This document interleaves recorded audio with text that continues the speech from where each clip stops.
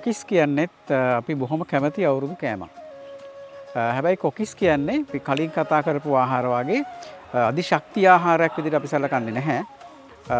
මේකේ කැඩෙන සුළු වයන නිසා මේක ස්නැක් එකක් විදිහට තමයි ගොඩක් වෙලාවට අපි භාවිතා කරන්නේ.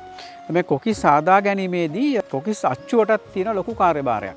මේ කොකිස් අච්චුව අපි ඇත්තටම එක්වරම මේ කොකිස් මිශ්‍රණයට දාන්නේ නැහැ. මොකද එහෙම වුණොත් අපිට අවශ්‍ය පරිදි මේ තැවරෙන්නේ නැහැ කොකිස් මිශ්‍රණය මේ අච්චුවේ. ඒ නිසා අපි උණු තෙල් වල මේක ගිල්වලා යම්කිසි ප්‍රමාණයක රත් කරගෙන තමයි ඊට පස්සේ කොකිස් මිශ්‍රණයට මේ අච්චුව අපි බහලා ගන්නෙ. ඒතර උණු නැත්තම් මේ රත් වෙච්ච කොකිස් අච්චුව අර කොකිස් මිශ්‍රණයට අපි බහලනකොට ඒහා ගැටෙන දියරමේ තරණය ක්ෂණිකවම ජෙලටිනීකරණයකට ලක් වෙනවා, පිසීමකට ලක් වෙනවා. ඒකත් එක්කලා ඇලෙන සුළු බවක් නිර්මාණය වෙනවා. මේ ඇලෙන සුළු භාවයත් එක්කලා අපිට අවශ්‍ය ප්‍රමාණ කොකිස් මිශ්‍රණයේ දියරය මේ අච්චුවට තැවරෙනවා. ඊට පස්සේ අපි මේක අරගෙන නැවතත් ගැඹුරු තෙලේ බැදීමකට ලක් කරනවා.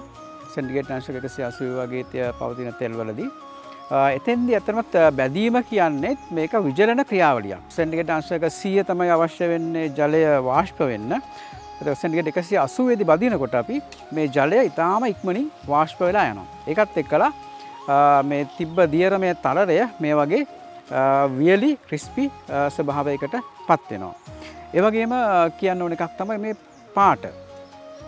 මේ කොකිස් මිශ්‍රණයේ තියෙන ඔක්සිහාරක සීනි සහ ප්‍රෝටීන එකතු වෙලා අධික උෂ්ණත්වයේදී ඉහළ උෂ්ණත්වයකදී අපි කියනවා මයිලාර් රියැක්ෂන් කියලා ප්‍රතික්‍රියාවක් සිද්ධ වෙනවා. ඒ ප්‍රතික්‍රියාවේ ප්‍රතිඵල හැටියට විවිධ හැදෙන සංඝටක වලින් තමයි මේ ලස්සන අපි කියන ගෝල්ඩන් කලර් එක රන්වන් පැහැය ලැබෙන්නේ. ඒ වගේම අපිට මේකට ආවේනික රසය ලැබෙන්නත් මේ මයිලාර් රියැක්ෂන් කියන ප්‍රතික්‍රියාව උපයෝගී වෙනවා. එතකොට ඕගලන්ට පුළුවන් ඇත්තට මේ කොකිස් විවිධ දේවල් එකතු කරගෙන අපේ තියෙන සූදුරු එහෙමත් නැත්නම් කරපිංචක් වල ඒ වගේ දේවල් එකතු කරගෙන විවිධ ආකාරයෙන් නිෂ්පාදනය කර ගැනීමටත් හැකියාව තියෙනවා.